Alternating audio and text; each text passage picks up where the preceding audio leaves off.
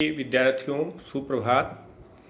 आज हम लोग बालक के विकास पर पड़ने वाले प्रभावों के संबंध में चर्चा करेंगे कि बालक के विकास पर वंशानुक्रम का प्रभाव अधिक पड़ता है या वातावरण का प्रभाव अधिक पड़ता है।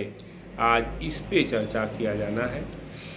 एक चीज़ बहुत स्पष्ट है कि अगर ये कहा जाए जो मनोवैज्ञानिक वंशानुक्रम के पोषक हैं, जो मनोवैज्ञानिक वंशानुक्रम को मानने वाले हैं, उनका कथन है कि बालक के विकास पर वंश परंपरा का ही प्रभाव पड़ता है। जिस तरह से बालक की वंश परंपरा होगी, जिस तरह से बालक के पूर्वज होंगे, बालक भी उसी तरह से होगा। अर्थात उन लोगों ने इस बात को रखा कि बालक 1/2 गुण माता से, 1/2 गुण पिता से, उसमें जो 1/2 गुण माता से प्राप्त करता है उसमें 1/4 नाना से, 1/4 नानी से, और 1/2 जो पिता से प्राप्त करता है उसमें 1/4 दादा से, 1/4 दादी से प्राप्त करता है। यानी तमाम ऐसे गुण होते हैं जो वंशानुक्रम के द्वारा बालक को प्राप्त होते हैं। तो इस तरह से जिस तरह से बालक के पूर्वज होंगे, जिस तरह से बालक की वंश परंपराएं होंगी, बालक का विकास उसी तरह से होगा। उसमें कहीं कोई गुंजाइश नहीं है। बबूल के पेड़ से गुलाब के फूल की आशा नहीं की जा सकती है। उन लोगों का कथन है कि आप आम और इमली के बीज को एक साथ बो दीजिए, चाहे जैसा वातावरण आप उनको दे दें, तो निश्चित तौर पर आम के बीज से आम का पौधा और इमली के बीज से इमली का ही पौधा निकलेगा। वंशानुक्रम के प्रभाव को बताते हुए एक वृक्ष में, जैसे बरगद का एक गोदा आप ले लीजिए, तो बरगद के उस छोटे से गोदे में या पीपल के उस छोटे से गोदे में पीपल का विशालकाय वृक्ष का आकार सन्निहित है, या बरगद के विशालकाय वृक्ष का आकार सन्निहित है।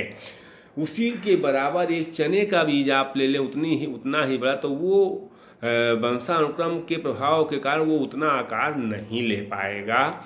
इसलिए जिस प्रकार से बालक की वंश परंपरा होगी, बालक का विकास उसी के अनुरूप होगा, उतना ही उसका विकास हो सकता है, उससे आगे उसका विकास नहीं हो सकता है।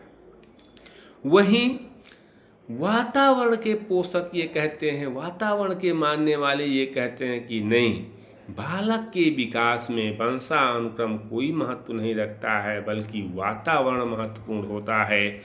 जिस तरह से बालक का वातावरण में बाह्य वातावरण और आंतरिक वातावरण दोनों तरह के वातावरण मिलते हैं।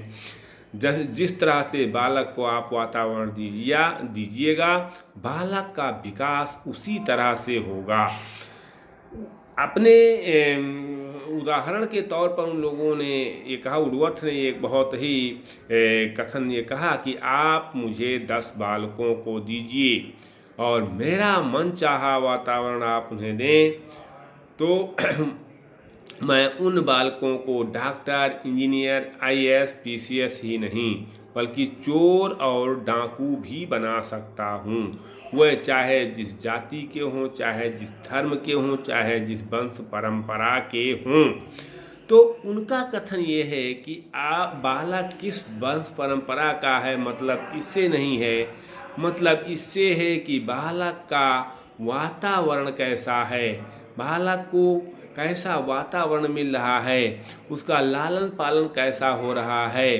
बालक का जब जन्म होता है तो जन्म के पूर्व का वातावरण कैसा रहा है, बालक के जन्म के बाद का वातावरण कैसा मिल रहा है।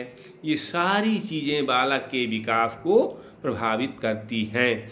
अब मान लीजिए बच्चा छोटा है, उसको ना तो उसको पढ़ने के लिए, खेलने के लिए खिलौने हैं, ना पढ़ने के लिए अखबार है, ना पत्र पत्रिकाएं हैं, ना समाचार सुनने के लिए आज के आधुनिक साधन। कैसे डेवलपमेंट होगा उसका? बालक का शारीरिक विकास, मानसिक विकास, बौद्धिक विकास, नैतिक विकास, चारित्रिक विकास, इस सभी तरह के विकास वातावरण के ऊपर निर्भर करते हैं। ये कहा गया है कि मिलता हवा और पानी शुद्ध तो हम भी होते गौतम बुद्ध। ये अर्थात भौतिक वातावरण और जो है वो जो पारिवारिक वातावरण है, जो बाह्य वातावरण है, सारे वातावरण को मिला दीजिए, आंतरिक वातावरण, भौतिक वातावरण, इन सब को मिला करके एक ऐसा माहौल बनता है जिससे बालक को जैसा चाहें वैसा आप बना दें। अब प्रश्न यहाँ ये उठता है कि वंशानुक्रम के पोषक कहते हैं वंश परंपरा आवश्यक है, वातावरण के पोषक कहते हैं वातावरण आवश्यक है। मेरा कहना यहाँ ये है कि बालक के विकास में न केवल वंशानुक्रम और न केवल वातावरण बल्कि दोनों का सापेक्षिक महत्व है। ये प्रश्न ही निरर्थक है कि बालक के विकास में वंशानुक्रम महत्वपूर्ण है अथवा वातावरण। वो ये उसी तरह से निरर्थक है जैसे ये कहा जाए कि किसी गाड़ी के लिए ड्राइवर आवश्यक है अथवा पेट्रोल। ना बिना ड्राइवर के गाड़ी आगे जाएगी, ना बिना पेट्रोल के गाड़ी आगे जाएगी।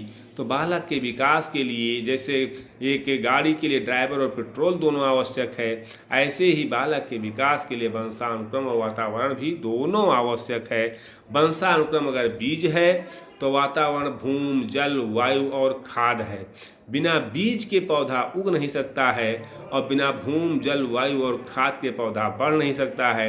इसीलिए बालक को वंशानुक्रम गुणे वातावरण का प्रतिफल कहा गया है। बहुत बहुत धन्यवाद आप लोगों को। वीडियो अगर आप लोगों को अच्छा लगा हो तो प्लीज़ सब्सक्राइब और शेयर ज़रूर कीजिएगा।